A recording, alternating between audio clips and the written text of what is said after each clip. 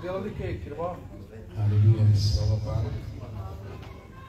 Boh je dobrý. Amen.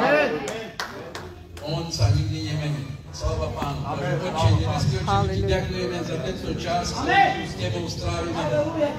My sme ťa vyvyšovali, chválili sme Teba, pristupovali sme k Tebe s chválou, s ďakovaním. Ďakujeme Ti, Pane, že Ty si v našich životoch, že si nás našiel, že si nás vykúpil, že si nás očistil, Pane, a Ty si pripravil pre nás dobrú budúcnosť. A my Ti ďakujeme za to, že môžeme byť v Tvojej vôli, Pane. Halleluja. Ďakujeme Ti za to. Amen. Amen. Sa posadiť. Halleluja. Slava Pánu. Halleluja. Vždycky môžeme tvrdiť, Boh je dobrý. Viete, sú argumenty, kedy niektorí ľudia hovoria, že jak môže byť Boh dobrý? Nevidíš, čo sa deje v tomto svete?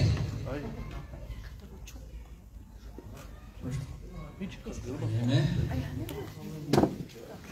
Takže, aby sme sa dobre rozumeli, chcem pozdraviť vás všetkých, ktorí ste tu, aj tí, ktorí sú na internete, ktorí to budú sledovať v mene Pána Ježiša Krista. Ako zástupca Boha na tejto zemi, pretože keď postavíš sa a kážeš Božie slovo, už si jeho ústami. Takže zastupuješ ho a bereš na seba veľkú ťarchu, že to není hra.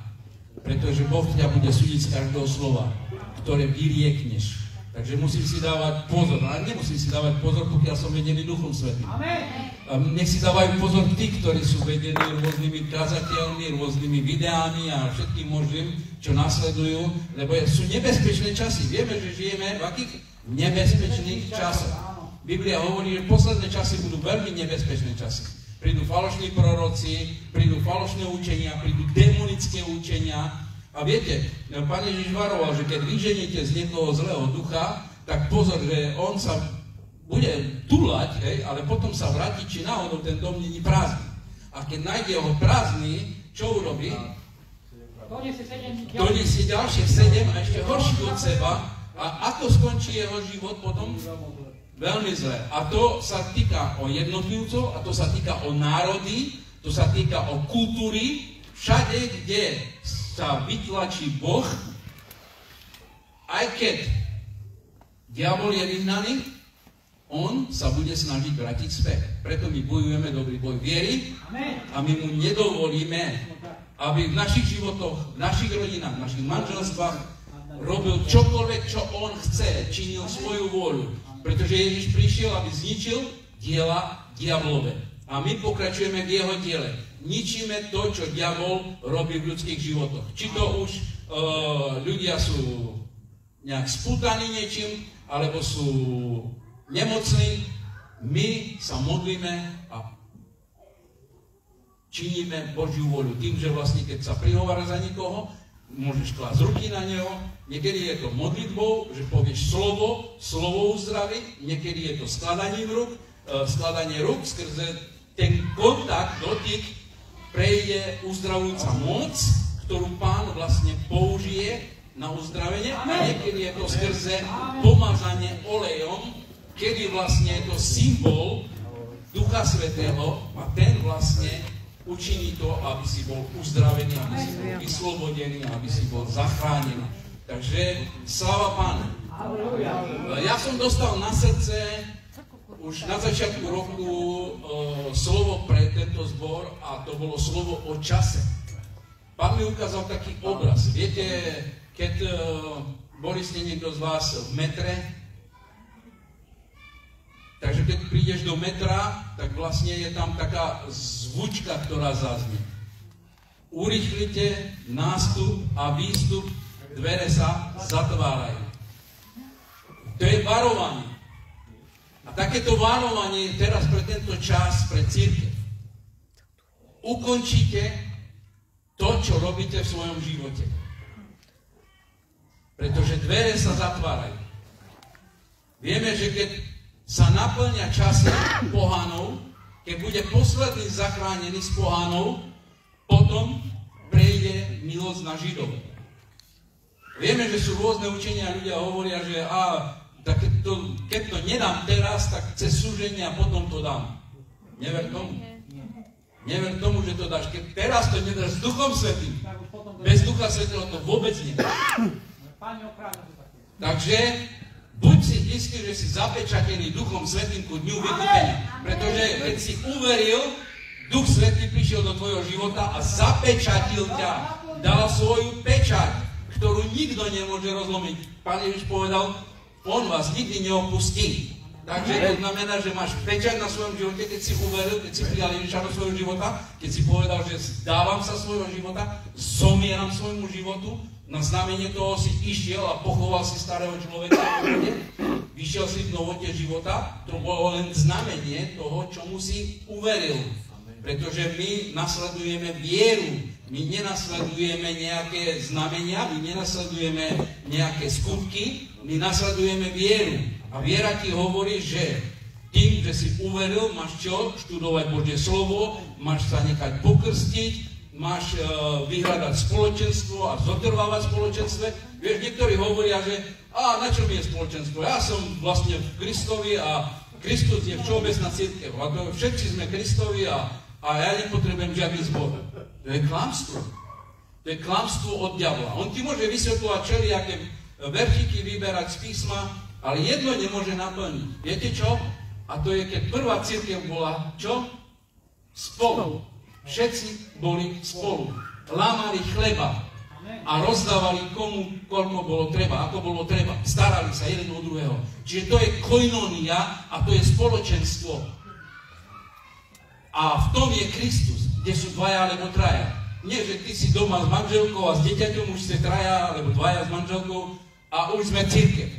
Nie, nenechaj sa oklamať, pretože ty potrebuješ ďalších služobníkov, ktorých Boh dal. Boh dal do cirkvi apoštolov, evangelistov, prorokov, učiteľov, pastierov na budovanie cirkvi, na zdokonalovanie, na budovanie tela, aby sme všetci dospeli v jednotu viery a plného poznania Syna Božieho. Aby sme už neboli zmietaní sem a tam nosení každým vetrom učenia, zavratníctvom, s chytralosťou ľudí, máme do budu, ale aby sme v ňom rastli v pravde. Takže, o čo nám tu ide? O to, aby sme sa hrali na cirkev? Nie, my sme poslušní, my sme uverili, my študujeme Božie slovo a Božie slovo nám hovorí, že sa máme schádzať. Že keď sa schádzame, že jeho prítomnosť je s nami. A že vlastne sa pripravujeme na to, čo bude. Pretože keby sme sa už teraz neznášali a nechodili by sme kvôli tomu, kvôli tamtému, kvôli hentému, kvôli tej, kvôli tamtej, tak potom v nebi ako by si sa chcel zmieriť? Čo nám hovorí písmo o odpúšťaní? Koľkokrát máme za deň odpúšťať? 539. Dobre, že už to máte spočítané. Takže to je vlastne každých niekoľko minút. Nestihneš sa ani uraziť a už máš odpustiť. Sláva Pánu, ak máš srdce také, že budeš rýchly do odpúšťania a odpustíš ešte skôr, než niekto ti ublíži, tak uvidíš tú raketovú, vystrelíš ako raketa dopredu. Pán ti bude žehnať na každej tvojej ceste. Budeš vzorom pre iných. Pretože budeš mať srdce, ktoré nedá sa zasiahnuť len tak ľahko. Pretože Pán Ježiš hovorí, čo máme robiť? Máme niesť bremena jedných druhých. Aby sme naplnili zákon Kristov, máme jedných druhých bremena niesť. A tak naplníme zákon Kristov. To je o láske. Zákon je o láske. Ak ma milujete, budete čo? Budete prikázania moje dodržiavať. Aké je to prikázanie? Aby ste sa navzájom milovali, aby svet poznal. Takže jednote v láske je znamenie pre tento svet, že Boh je, že Boh existuje. Pretože vo svete je čo? Zloba, nenávisť, neodpustenie, vraždy, smilstva, všetko možné. Takže možno prechádzať v svojom živote niečím a ako hovorí Pán, pozor, dvere sa zatvárajú. Ukončí nástup a výstup. Niekto z vás nastupuje do niečoho. Možno viac zapálený pre Pána. Možno viac bližšie. Chcem mať s ním lepší vzťah. opúšťam niečo. Na tej stanici musíš zanechať všetko, čo si mal. Nemôžeš, vlak, počkaj. Nie, on ti dopovedal vetu, varoval ťa, ukončíte nástup a výstup, dvere sa zatvárajú. Ak sa zatvoria dvere, skončil si. Povieš, ale príde ďalší. Áno, niekde to je tak, že príde ďalší vlak. Máš druhú šancu, Boh ti dáva druhú šancu. Ale predstav si s letadlom to takto není. Jak odletí, už nemáš druhú šancu. Môžeš čakať na iné letadlo, ale musíš si znovu zaplatiť cestu. A tak je to so mnohými vecami. Takže čas je veľmi dôležitý. Boh určil časy. Boh určil čas na rodenie, čas na umieranie, čas na sadenie, čas na žatvu. Všetko má svoj čas.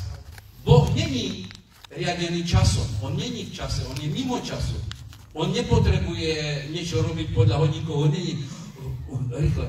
Viete, my možno prežívame rôzne stresy, kedy pozeráme na hodinky, aby sme stihli niečo, aby sme niekam išli a zabudol som, mám ísť ešte toto vyzdvihnúť alebo niečo.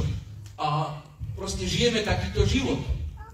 Ale Boh není stresovaný, Boh všetko vie, všetko naplánoval, v správny čas sa budú diať rôzne veci. A on naplánoval aj vytrženie cirkvi. Keď sa naplní čas, keď zaznie polnica, zvuk truby, mŕtvi v Kristu stanú, tí, ktorí spia v Kristovi, lebo oni nie sú mŕtvi, pretože kto verí v Ježiša, už nezomiera, už iba spí. Pretože smrť je oddelený od Boha, ale my nebudeme oddelení od Boha, ani keď by sme náhodou zomreli. Toto telo zomrie, ale náš duch bude stále živý. My sme živí, pretože Boh nás oživil svojim slovom. V jeho slove sme oživení. Si živí. Takže my už nemôžeme zomrieť. Jedine, že by si to všetko odhodil od seba. Pretože vieme, že v Židom je varovanie, že keby sme pošľapali krv Kristovu, ktorou sme boli zapečatení ku dňu vykúpenia, že už nám není druhej šance. Keď sme duchu milosti urobili potupu. To je, že ja kašlem na vaše pokánie, ja kašlem na cirkev, kašlem na všetko a opustíš a ideš preč. A nenecháš už vôbec slovo Božie. Viete, je čas vždycky aj vrátiť sa. Je čas pre pokánie, keď niečo sa stane. Áno, každý z nás zrešil potom, ako sme uverili. Každý z nás niečo urobil, čo je zlé. A niekedy je ťažké sám sebe odpustiť. Lebo vieme, že Boh nám vždy odpustí, keď prídeme k nemu. Ale niekedy je také ťažké, že ako som to mohol urobiť Bohu? Ako som toto mohol ja urobiť Bohu? Nechápem. Takže niekedy musíme aj sami sebe odpustiť. Bože, odpúšťam si, že som zlyhal. Alebo Ty mi dávaš silu. Ty si ma vykúpil. Ty si mi odpustil. Ty si ma posilnil. Ty si mi dal svojho ducha. A ja som to všetko zabudol alebo zanechal a vraciam sa späť a činím pokánie a Bože, odpusť mi. Idem ďalej. Takže to je veľmi jednoduché vrátiť sa. Ako keď sa vrátiš domov, Otče, zrobil som zlé, pošpinil som Tvoje meno, odpusť mi. Príjmi ma naspäť domov. Ktorý otec by ťa zavrhol? Možno otec je niektorý taký, ktorý by to dokázal. Ale Boh není taký otec, ktorý by ťa odvrhol. Pretože on chce, aby všetci boli spasení. Aby každý jeden bol zachránený. Takže on chce, aby sme si navzájom pomáhali. On chce, aby sme bremeno jedných druhých niesli. A Pán Ježiš dokonca hovorí, prečo bremeno? Pretože každý máme nejaké bremena, každý máme niečo, čo nesieme, každý máme nejaké starosti, nejaké veci a keď ich nesieme sami, tak to je veľmi ťažké ísť za Kristom. Ale on hovorí, že zanechaj všetky tieto veci, uhoď svoje starosti na mňa, lebo ja sa starám. Čiže zapriahni sa so mnou. Viete, čo to bolo niekedy jarmo? Kedy dve krávy alebo dvoch volov dali do takých klad drevených, a oni spolu mali ťahať, aby vlastne tú ťarchu, či už orať, alebo voz ťahať, alebo čokoľvek, tak vlastne, aby tú ťarchu ťahali. Tak Takže vlastne Pán Ježiš hovorí, že poď zapriahni sa do môjho jarma a ja budem ten, ktorý bude ťahať. Ja budem ten, ktorý bude za tebou upratovať, hej. Ja budem ten, ktorý ponesiem tvoje hriechy. Ja vyniesiem tvoje hriechy na kríž. Ja vyniesiem tvoje nemoci. Mojimi ranami budeš uzdravený. Takže Pán Ježiš je našou pomocou. A takto vlastne my, keď prídeme k nemu a sme získali od neho pomoc, sme povinni jeden druhému pomáhať. Odpúšťať si navzájom. Láska prikrýva množstvo hriechov. Láska nevynáša hriechy. Ty keď máš niečo, vieš, mnohokrát sa mi stalo, že niekto príde ku mne, úplne celý človek a začne mi rozprávať veci zo svojho života. Určite sa niekomu z vás stalo. Príde a rozpráva veci zo svojho života, ktoré možno by nikomu inému nepovedal. Prečo je to tak? Lebo niečo vníma, niečo musí vnímať, že môže dôverovať tebe. Že nie si taká baba klebetná, ktorý všetko vyniesieš vonku a porozpráva všetkým, tento je taký a taký a taký. Nie, pretože vloží dôveru do teba. A my vkladáme našu dôveru do Pána. My vkladáme našu dôveru, že On nás poniesie aj v tých našich najťažších chvíľach. Keď napríklad Sadrach, Medzach, Abednego, to boli traja muži izraelskí, ktorí sa nechceli pokloniť soche, ktorú Nabuchodonozor urobil, a všetci sa museli kláňať, lebo im hrozilo smrť, upálenie v peci, tak títo traja sa postavili a nie, my sa nepokloníme tvojmu obrazu, a on dokonca 7-krát viac rozpálil pec a teraz už sa s vami nebudem hrať. Buď budete uctievať môjho Boha, alebo zhoríte v tej peci. A vieme, ako to dopadlo. Že vlastne videl, že Boh je na ich strane. A potom prikázal, aby uctievali toho Boha, ich Boha. Takže Boh sa vždycky dokáže, ak ty ostaneš verný. Ak ty sa nevzdáš. Takže nevzdávaj to, pretože čaká nás úžasná budúcnosť. Vytrženie cirkvi. A to môže byť každú chvíľu. My vieme, že Pavol hovorí, je posledná hodina. Takže keď pre Pavla bola posledná hodina, pre nás to musí byť posledná sekunda. Že nie minúta. Posledná sekunda. Žijeme v poslednej sekunde. 60 tiknutí. Tik, tik, tik, tik. A môže to prísť. Áno. My veríme tomu. Pretože všetko nasvedčuje tomu. Či Izrael, či svet, čo všetko sa deje, svet musí píkať za to, čo robia. Viete, pretože niekde je napísané, že ľudia v Sodome sa začnú sťažovať Bohu. Ako to, že ty si nás odsúdil a pozri sa, čo ty robia. Či sa nedejú také veci, ak sa diali v Sodome a Gomore? Dnes, v tomto svete? Áno, niekedy aj horšie. Takže Boh jednoducho jedného dňa príde a zakročí. Vyleje svoj hnev na tento svet, ale nie na nás. Vieme o tom z Danielovej knihy, kedy Daniel prorokoval 70 týždňov a hovorí, ten posledný týždeň, ten sa ešte nenaplnil. Už sa naplnili všetky proroctvá, ktoré boli prorokované, ale ten posledný týždeň, čiže tých posledných 7 rokov, sa ešte nenaplnil. A to bude najväčšie súženie, ktoré sa volá súženie Jakobovo. Čiže my tam nemáme čo robiť. Pretože to bude súženie pre izraelský národ, aby sa dokázali, pretože oni odmietli Mesiáša. My sme prijali Ježiša a Ježiš nám daroval večný život. Ten večný život je dar. Nemôžeš si ho zaslúžiť nejakým spôsobom.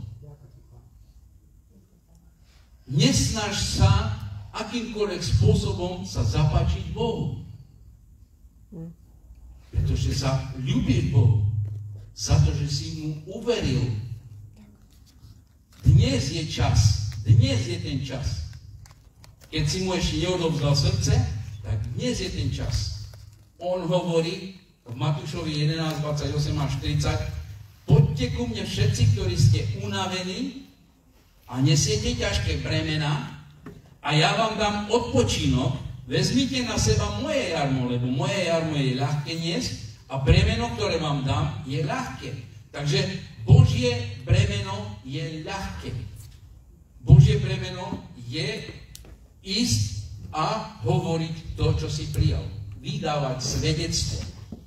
To je povinný každý kresťan. Okrem toho, že čítaš Božie slovo, okrem toho, že navštevuješ zhromaždenie, že si bol poslušný, že si sa nechal pokrstiť, máš aj vydávať svedectvo o tom, čo Boh urobil v tvojom živote a čo robí v tvojom živote. Ja viem, že mnohí z vás ste vydávali ste tu svedectva o tom, čo Pán urobil vo vašom živote a verím, že ešte bude robiť, pokiaľ nepríde. Pavol hovorí v Rímanom v 11. kapitole 25. verš. Nechcem totiž, bratia, aby ste nepoznali toto tajomstvo, aby ste neboli múdri sami v sebe, že časť Izraela sa zatvrdila dovtedy, kým nevojde plný počet pohanov. To je úžasná správa pre nás.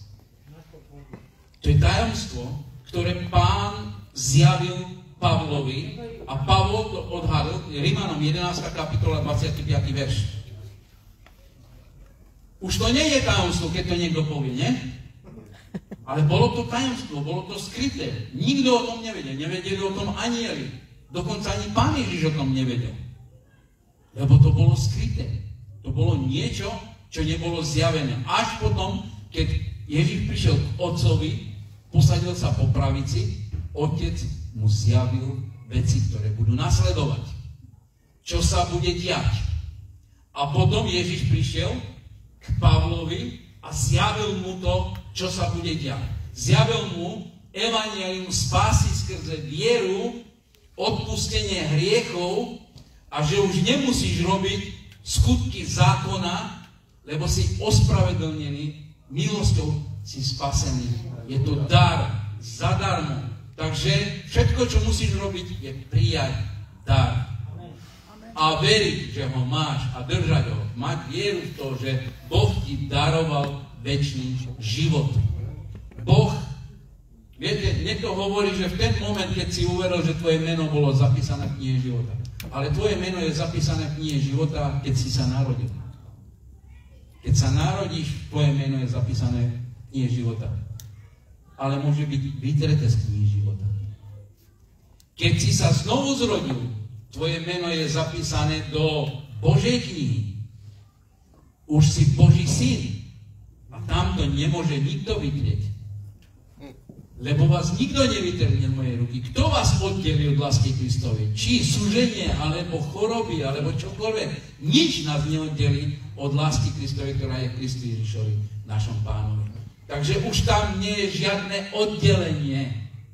Už sme jeho, patríme mu. Môžeme sa stať synovia. Poslušní alebo neposlušní.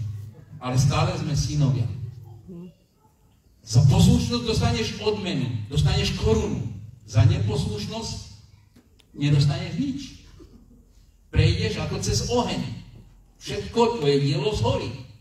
A ty budeš zachránený len ako cez oheň. Ale zachránený budeš.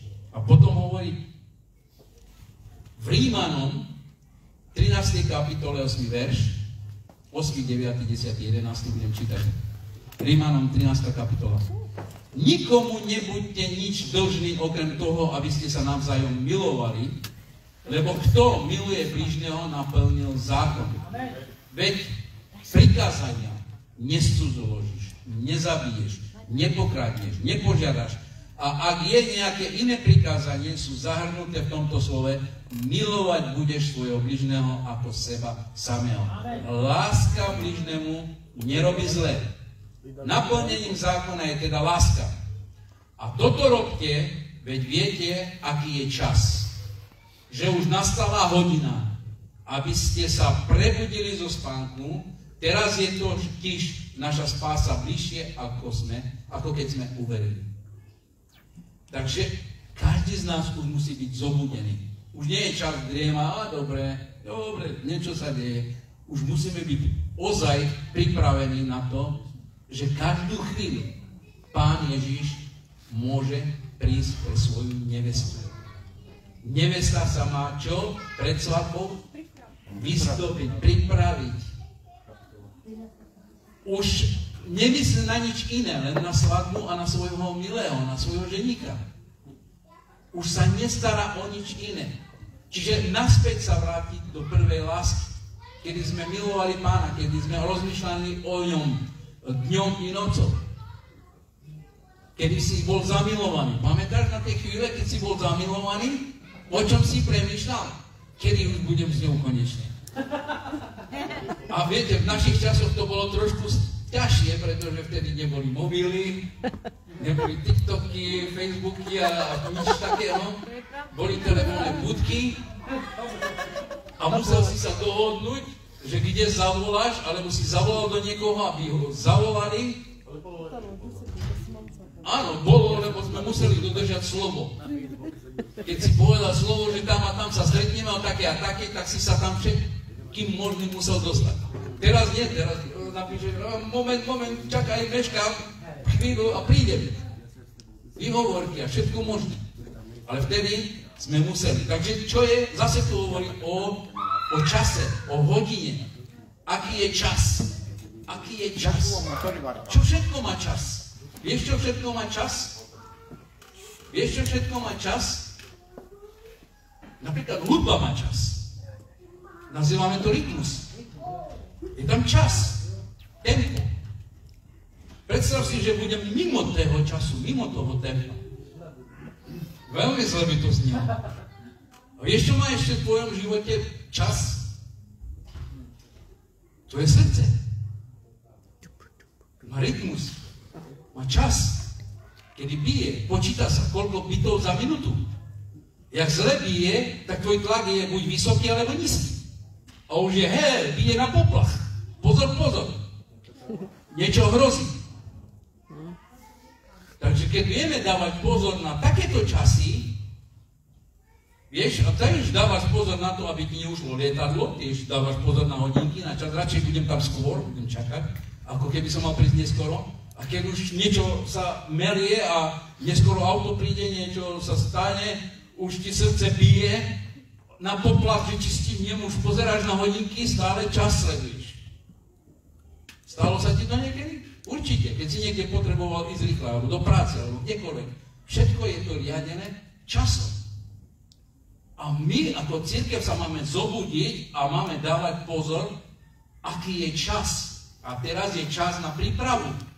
Už nás nič nemá zaujímať. Tento svet končí, ide do zahuby. Už nebude lepšie. Nie, že my sa vymodlíme niečo pre tento svet. My môžeme ešte sa modliť za záchranu našich blízkych, našich priateľov, našich susedov, kohokoľvek stretávame. To je milosť, že stále žijeme v čase milosti. Ďakujem Pánu za to, že nám dal túto milosť. Takže teraz vám dám taký priebeh, preberieme si niekoľko bodov, na ktoré treba dávať pozor v svojom živote. Hej? Poprosím na obrazovke 8 testov na rozhodovanie. Keď sa rozhodujem, potrebujem otestovať, či robím správne rozhodnutia, či robím správne kroky v svojom živote, aby som neminul čas, v ktorom žijem. Takže dáme si prvý test písma. Prvý test písma hovorí o tom, že hovoril už o tom Boh vo svojom slove. To musí byť ako prvé.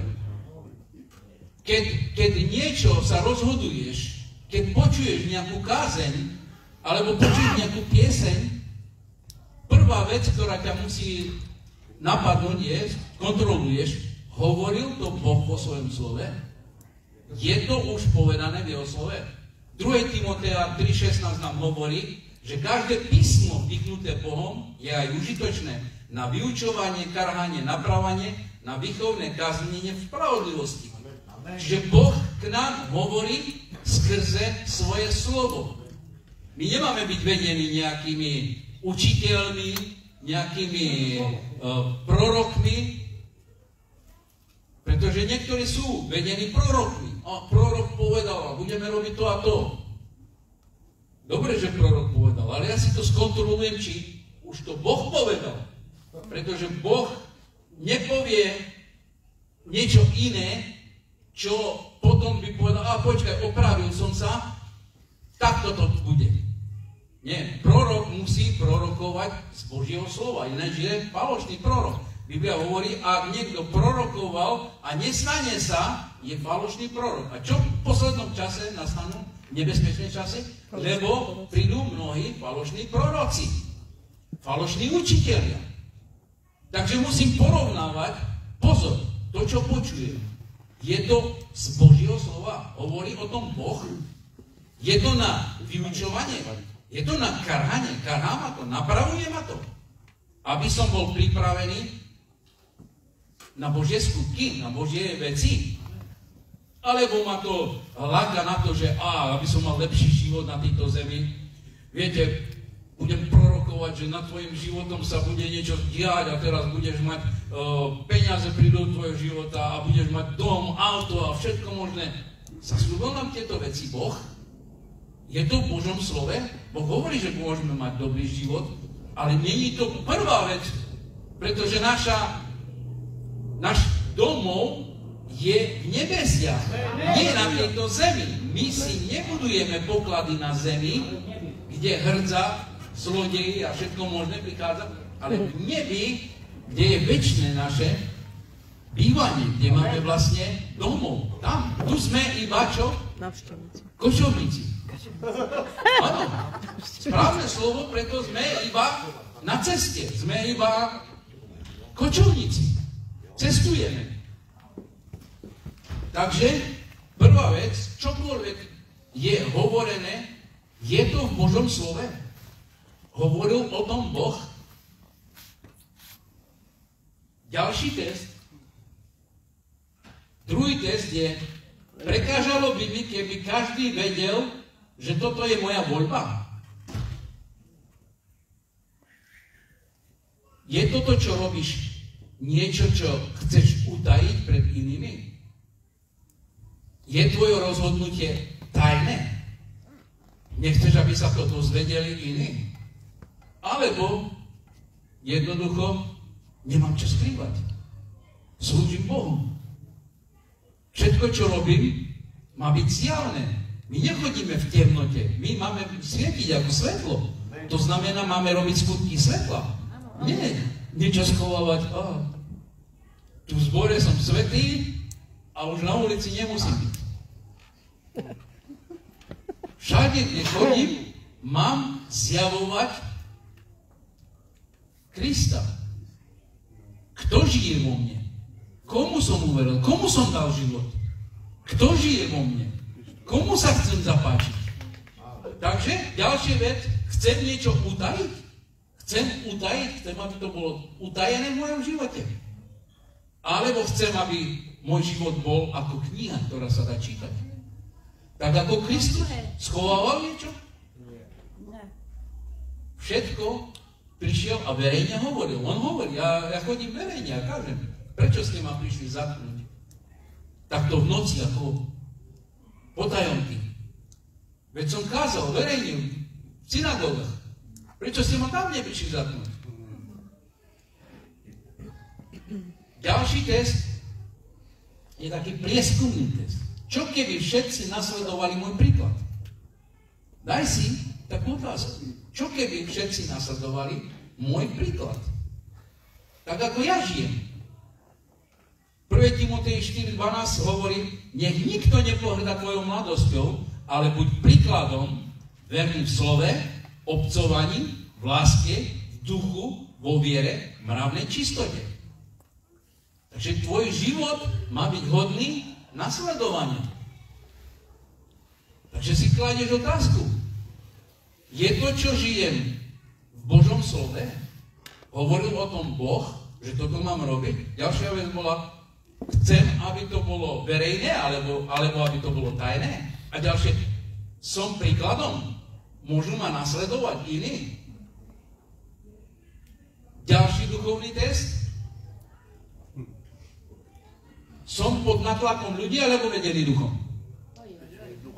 Robím veci, Aby som sa ľúbil ľuďom, alebo aby som sa ľúbil Bohu? Komu sa chcem ľúbiť? Áno, to je odpoveď správna, ale skutočný život, polož si vždycky otázku. Žijem takto? Ja viem, že odpovede viete z Biblie. Pretože ste tu vyučovaní. Viete správne odpovede. Viete, prišli za mnou nejakí mladí a pýtali sa, či je správne, že žijeme spolu a nie sme zosobášení. Je to v poriadku, žijeme spolu, ale chceme sa zosobášiť. Tak ja na takú otázku jednoducho položím ďalšiu otázku. A čo ti hovorí Duch Svätý? A viem, že vie odpoveď. Len sa pýta, že by som mu potvrdil niečo, a vieš, dobre, keď sa chcete zosobášiť, je to v poriadku, dobre, len čo? Tak to učí Božie slovo. Že môžeme privrieť jedno oko. Dobre. Budeme spravodliví, ale s jedným okom zatvoreným. Nie. Chcem povedať, to, čo robíte, je zlé. Je to smilstvo. To patrí len do manželstva. Prečo to Boh dal do manželstva? Aby ochránil jednoducho.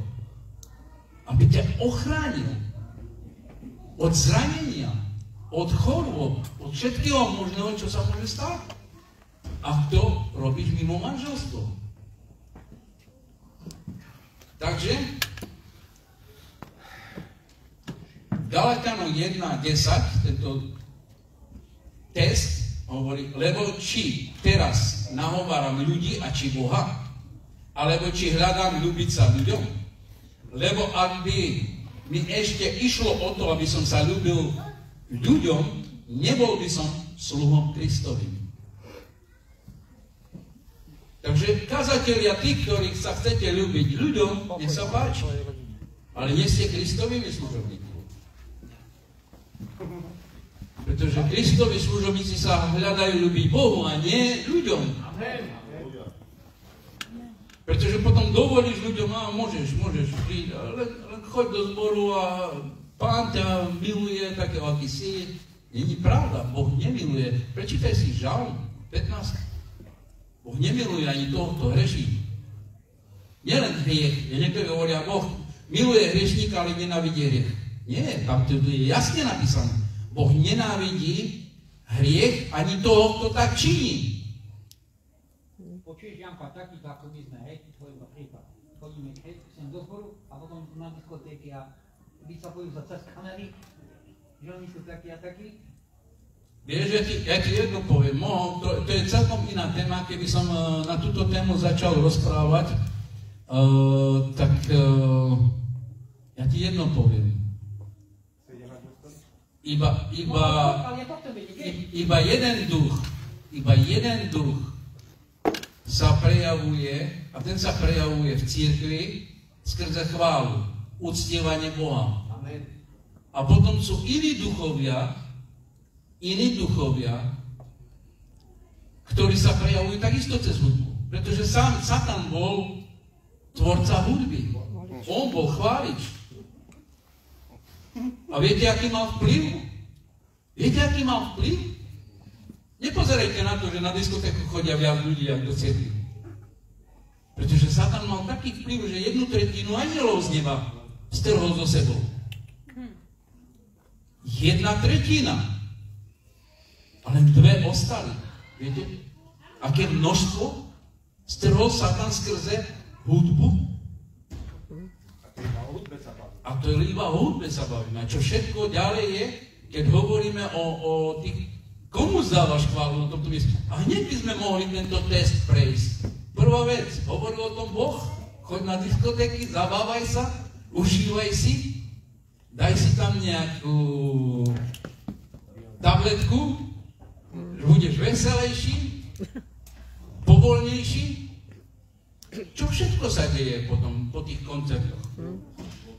Neviazané veci, smilstvo, hriech, vraždy, opilstva, všetko to zlo.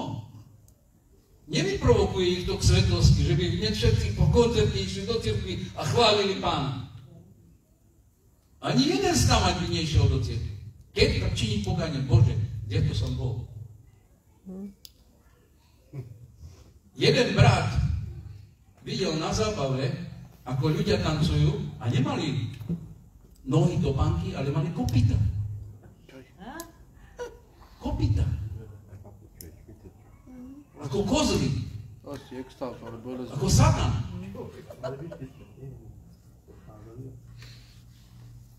Takže nedávaj slavu nikomu inému.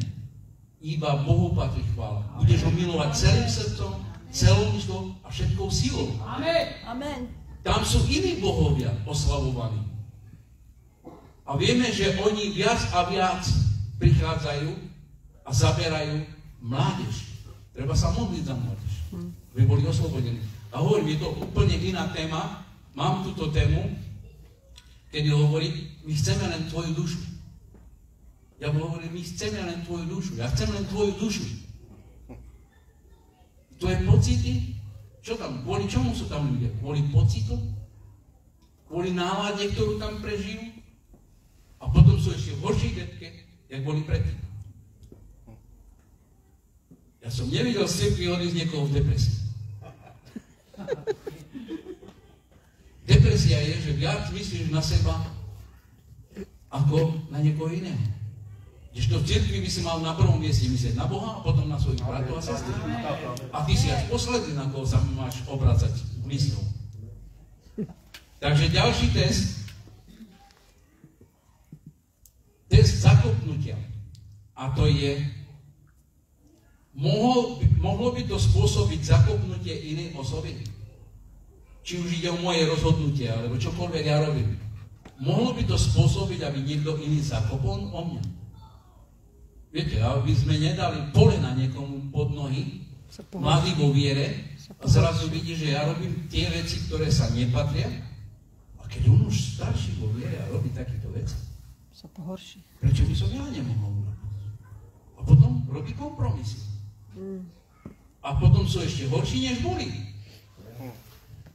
Dokonca písmo o tom píše, Rímanom 14:21, dobre je nejesť mesa, ani nepiť vína, ani nerobiť ničoho, na čom sa uráža tvoj brat, alebo pohoršuje, alebo čím slabne. Ak to pohoršuje tvojho brata, ak to pohoršuje tvoju sestru, nerob to. A to je čímkoľvek, či už obliekaním, či už jedlom, pitím. Povieš, áno, Biblia nehovorí, že by som nemal vypiť víno alebo niečo. Áno, Biblia nehovorí, aby si nepil. Biblia ani nehovorí, že by si to mal hneď zdieľať. Pretože môžeš pohoršiť niekoho. Takže si daj test. Je to v Božom slove, hovorí o tom Boh. Aký je Boží názor na to, čo ty robíš, ako žiješ? Či to tajíš, takisto, môžeš robiť veci, ktoré chceš utajiť pred inými, alebo či sa dá nasledovať príklad tvojho života, ako žiješ, potom či to robíš kvôli ľuďom, alebo si vedený Duchom Svätým. Viete, niekedy sa strhneš aj ľuďmi. Áno, no tak poď, trošku sa pobaviť, poď, tak nič zlé nejdeme robiť. Len trošku si dáš, ale nemusíš ani piť, už si tam. A už začínaš. Kompromis za kompromisom. Aby si zapadol. A už viac nasleduješ ľudí než Boha. A pozor na to, aby potom slabšie nakoniec zakopol. Čo sa stalo, keď Peter jedol s pohanmi a zrazu prišli Židia, odsadol k inému stolu. Pavol ho pokarhal. Toto nerob. Lebo pohoršuješ iných. Takže tvojim správaním nemôžeš tak, že aha, tak teraz sedím a tu fľaša predo mnou, zrazu príde niekto z cirkvi, presadnem si, nerobím nič zlého. Môžeš pohoršiť niekoho. Dávaj pozor na také veci, pretože aby sa na malých veciach nepohoršili a nezakopli slabí alebo jak to hovorí? Aby sa nepohoršil tvoj brat, alebo nezoslavil vo viere. Takže ďalšia skúška. Máme si ďalšiu skúšku. Skúška pokoja. Modlil som sa a dostal pokoj ohľadom tohto rozhodnutia. Či robím rozhodnutie najprv a potom sa modlím? Najprv sa mám modliť a potom urobiť rozhodnutie.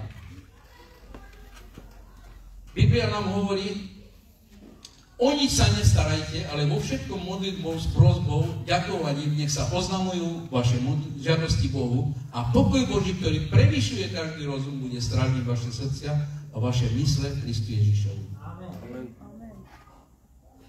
Takže nestaraj sa o veci, ale odovzdaj ich Pánovi, lebo on sa o to postará. Takže potom budeš mať pokoj v svojom srdci. Za všetko, čo potrebuješ. Ďalší test. Neviem, koľko máme času? Dobre, takže rýchlo to prebehneme ďalší test. Test posvetenia. Bude mi to brániť v raste v Kristovom charaktere? Bude to brániť, aby som rastol? Táto skúška, tento test posvetenia.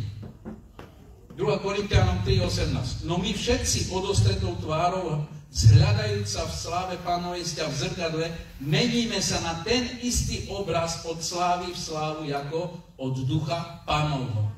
Takže Duch Svätý v nás spôsobuje zmenu od slávy k sláve. Je niečo, robím niečo, čo by mi toto bránilo? Čo by mi v tom bránilo? Čo by ma v tom nejakým spôsobom brzdilo? Ak vidím, že niečo ma v tom brzdí, tak to nebudem robiť. A tým pádom budem slobodný od toho, budem mať pokoj v srdci a budem nasledovať Božie slovo. A posledný test, to je najvyšší test, oslavuje to Boha. To, čo robím, oslavuje to Boha, dáva to slavu Bohu, alebo mne, alebo to niekomu inému dáva slavu, diablovi dokonca. Choďte ako deti svetla. A snažte sa rozoznať, čo sa páči Pánovi. Efežanom 5, 8 a 10. Máme žiť tak, aby sme sa ľúbili Bohu. Neľúbili sebe, neľúbili ľuďom. A teraz na záver, predtým, než urobíme zbierku, chcem, aby ste zavreli svoje oči. Stráv teraz minútku, alebo dve, alebo koľko potrebuješ s Bohom. A veci, ktoré nesieš, bremena, ktoré máš teraz na srdci, odovzdaj mu. Dovol mu, aby on zobral od teba všetky starosti, všetko trápenie. Ak potrebuješ odpustiť, odpusti. Ak vieš, že niekto iný má niečo proti tebe, zmier sa s ním.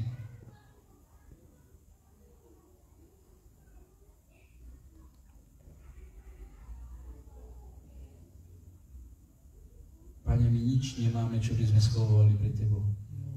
Pretože Ty poznáš ešte aj naše myšlienky.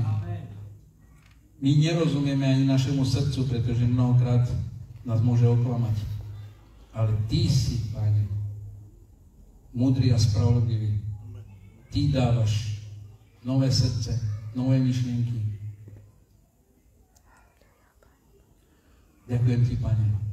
Posilni nás na vnútornom človeku. Daj, aby Kristus bol zjavený skrze nás tomuto svetu.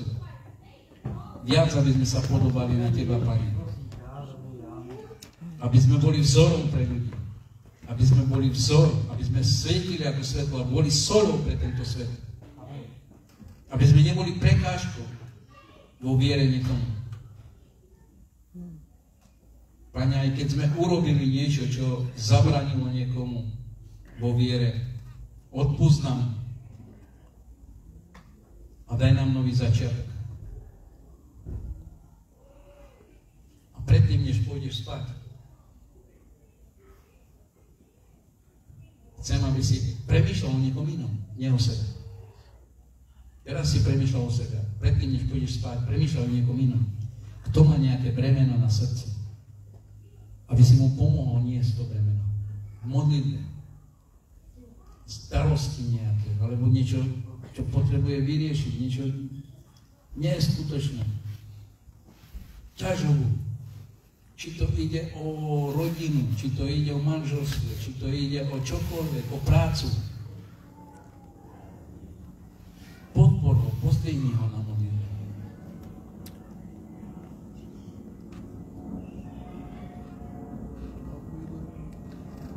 2. Korinťanom, tým končím, 2. Korinťanom 6.2 hovorí, veď hovorím, v príhodnom čase som ťa vypočul a v deň spásy som ti pomohol.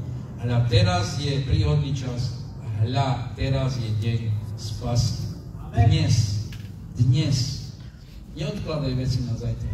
Dnes, keď si počul, že Boh hovoril do tvojho srdca, dnes urob rozhodnutie, že ho budeš nasledovať. Dnes urob rozhodnutie, že niektoré veci v svojom živote zmeníš. Dovolíš Bohu, aby ich on odniesol.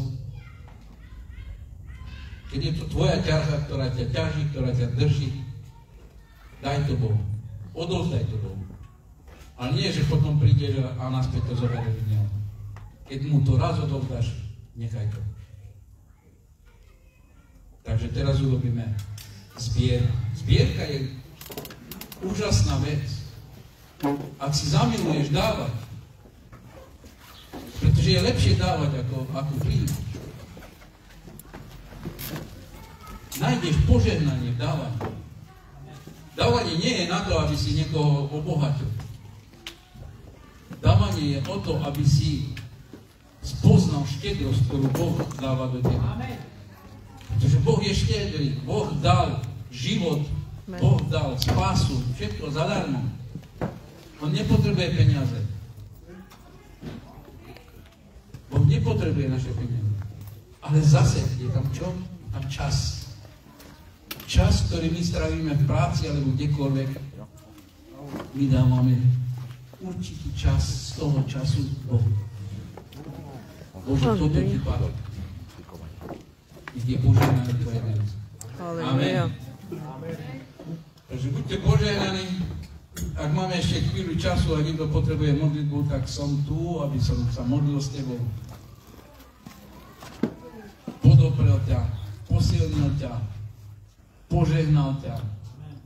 Pretože verím, že pomazanie je na tomto mieste.